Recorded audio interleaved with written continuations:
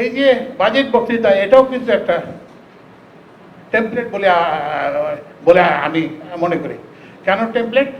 আগের বক্তৃতাগুলো দেখবেন 200 পৃষ্ঠার বাজেট বক্তৃতা। তো আপনারা জানেন যে সে কহে বিস্তর মিশা যে কহে বিস্তর। তো এইবারের বাজেট বক্তৃতা অন্য কোনো ক্রেডিটটা আপনি আমার শিক্ষক ডক্টর সালেউদ্দিন আহমেদকে না দেন, অন্তত এটাকে 75 পৃষ্ঠায় নেমে আনার কৃতিত্বটা তাকে দিতে হবে। তৃতীয় যে কৃতিত্বটা তাকে দিতে হবে, এই যে 200 পৃষ্ঠার মধ্যে কি থাকতো, অন্তত 10 পাতা থাকতো পিতার বন্দনা, 10 পাতা থাকতো নেতার বন্দনা।